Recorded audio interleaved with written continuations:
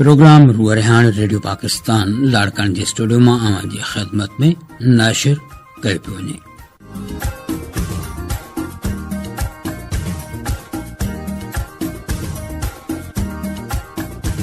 मोहतरम सामीन, अॼु 24 डिसंबर आहे ऐं अॼोके ॾींहं ते सूफ़ी शाइर फ़क़ीर जानण चंद असां खां जुदा थियो। अॼु उन जी वरसी नसीराबाद खां 4 किलोमीटर परे ॻोठ मोंदर लाखा में मल्हाई पई वञे।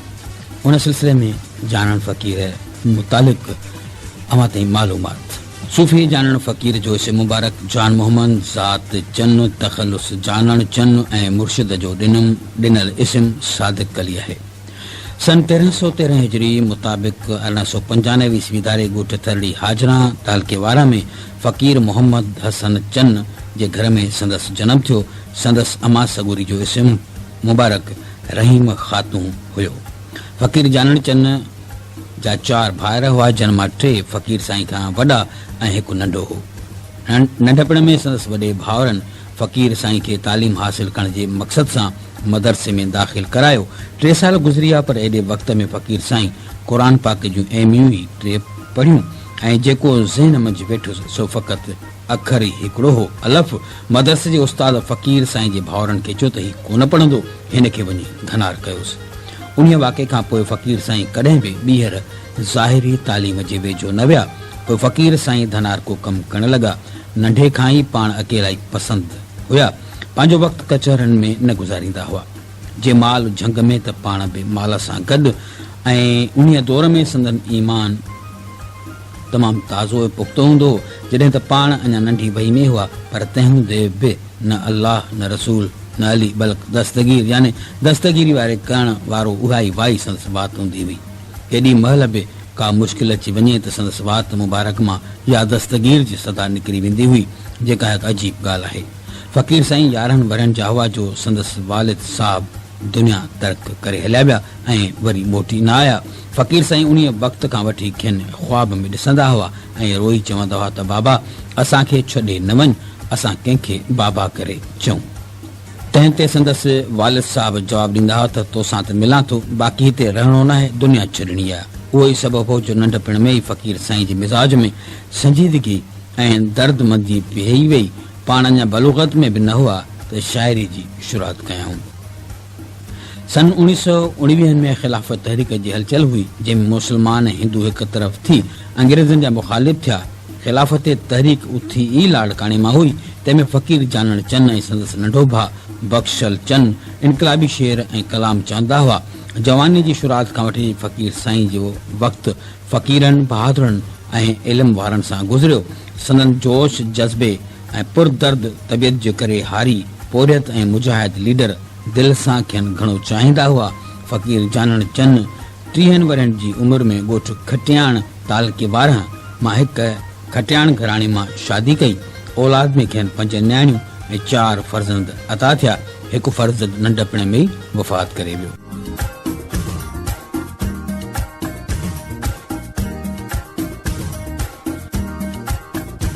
ऐं न्याणियुनि मां 3 वफ़ात करे वियूं। फ़क़ीर साईं जा 3 फ़र्ज़ंद फ़तह अली चंद, शौकत अली चंद, मोहम्मद अली चंद मस्त शामिल आहिनि। नंढपण खां वठी फ़क़ीर जानण चंद साईं जो ख़्यालु तवकील ई हो। पाण हमेशह उन ॻाल्हि ते यकीन रखंदा आया त अॼु ॾिनई सुभाणे ॾींदो। शादी खां पोइ दरगाह हैदर शाह तालिक नसीराबाद जे अॻियां हिकु हिंदू जी 10 जरे ज़मीन ते फ़क़ीर साईं हार पोइ कंदा हुआ। पोइ जॾहिं पार्टीशन जे दौर में हिंदू हलाए विया तॾहिं उहा ज़मीन फ़क़ीर जानण चंद जे नाले अलाट थी, पर पाण उहा तरक़ करे छॾियाऊं।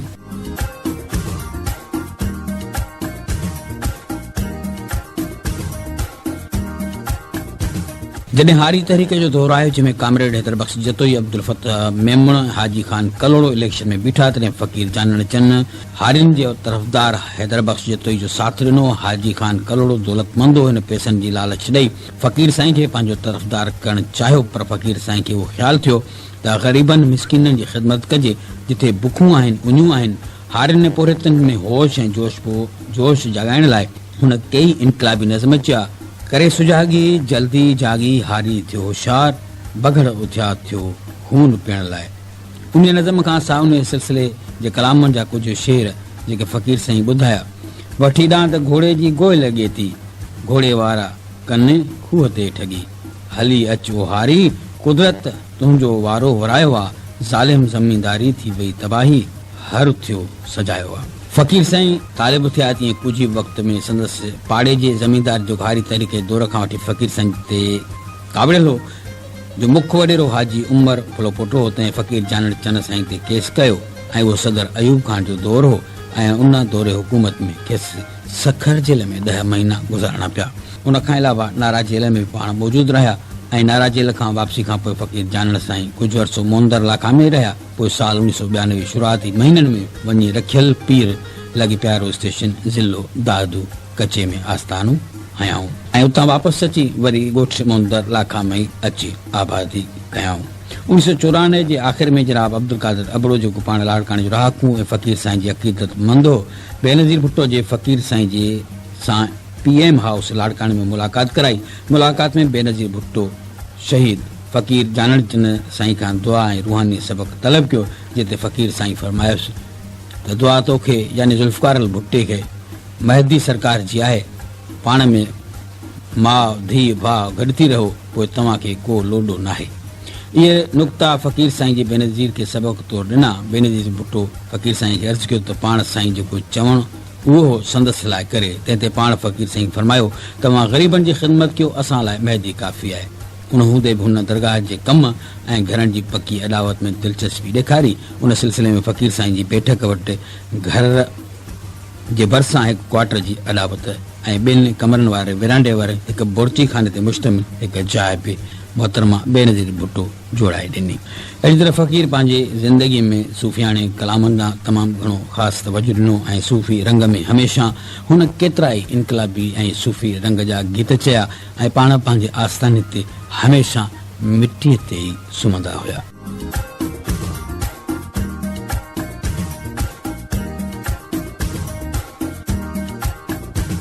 पहिरीं शोबान 1416 हिजरी मुताबिक़ 24 दिसंबर 1995 ईस्वी आचर जे फजर जो पंहिंजे हंध ते आराम जी हालत में पंहिंजे जिस्म मुबारक खे हिन धरती ते छॾे पंहिंजे असुल माॻ ते मोटी विया।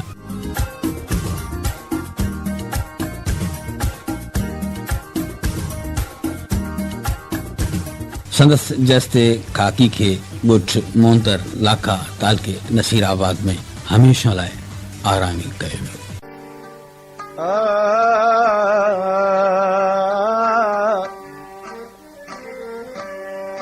दुआ करोड़ी जे ॾियूं उठ आरीअ जा बिमरन घर वठेन गोरन खे उहे तोॾा की न तगन उहे मारी शाल मरन जन्म जो पुनल न्योआ पाण सी दुआ करोड़ी जे ॾियूं उठ आरीअ जा बि बचन घर लहेन गोरन तां उहे तोॾा शाल तगन मुर्शिद लाल लतीफ़ चवे उहे मारी शाल मचन जन्म जो पुनल प्यादो न कयो ओ ससी साझरी जागी निंड मां करे रीहूं रुवारे पई ओ ससी साझरी जागी निंड मां करे रीहूं वो मौला रुवारे पई ओ सभई सरतियूं सदे सियाणी सभई सरतियूं सदे सियाणी रोयो रंदड़ा मौला ॾेखारे पई ओ रोयो रंदड़ा साईं ॾेखारे पई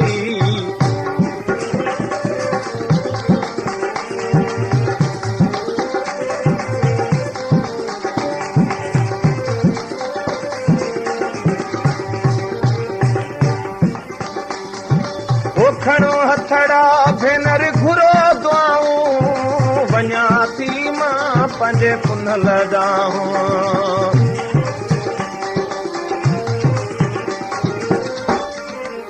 खणो हथड़ा भेनर घुरो दुआऊं वञा थी मां पंहिंजे पुनल ॾांहुं ओ खणो हथड़ा भेनर घुरो दुआऊं वञा थी मां पंहिंजे पुनल ॾांहुं गेराटियूं पाए हर हिक सां गेरा थियूं पाए वो हर हिक सां मोकिलाइण सां मारे पए वो मोकिलाइण सां मारे पई वो ससी साजरी जागी निंड मां ससी साजरी जागी निंड मां वो करे रीहूं मौला रुवारे पई वो करे रीहूं हादी रुवारे पई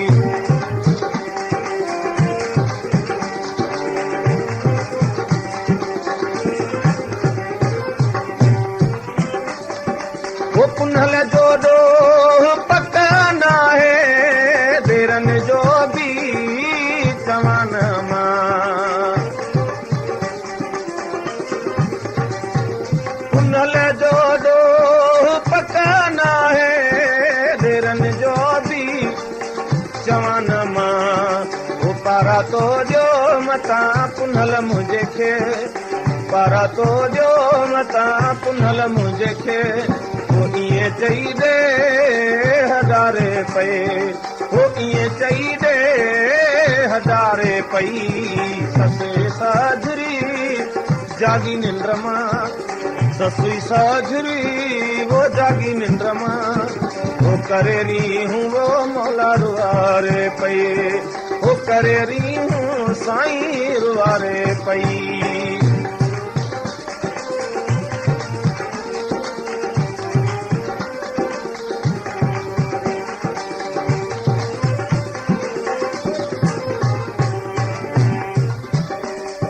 वो उखेलियई वार ऐं मेंदियूं छॼाई अतूर ऐं मेंदियूं उखेलियई वार ऐं मेंदियूं छॼाई अतूर ऐं मेंदियूं वो लाहे पई सींध फुल चोटियूं लाहे पई सींध फुल चोटियूं छिनियूं हारन खे हारे पई वो छिनियूं हारन खे हारे पई ससुई साजरी जागी निंड मां वो ससी साजरी जागी निंड मां करे रीहूं वो मौला रुवारे पए वो करे रीहूं रुवारे पई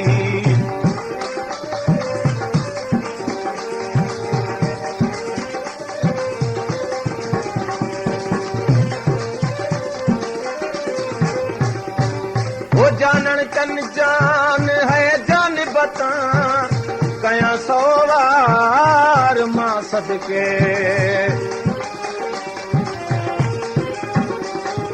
जानन चन इन ते जेको प्रोग्राम रूह रिहाण पंहिंजी पुॼाणी ते रसे थो रूह रिहाण पेशकश हुई वसंत अली महर जी स्टूडियो इंजीनियर हुयो आशिक भुट्टो पंहिंजे मेज़बान अब्दुल जब्बार अहमदी खे ॾींदा इजाज़त हमेशा पंहिंजे माण्हुनि ऐं पाड़ेसरनि जो ख़्यालु कजे पंहिंजी ॿोली तहज़ीब ऐं सकाफ़त खे न विसारजे मोकिलाणी कान्हे सिक सलामत साथ सलामत जागी निंड मां करे रीहूं वो मौला रुवारे पए वो करे रीहूं साईं रुवारे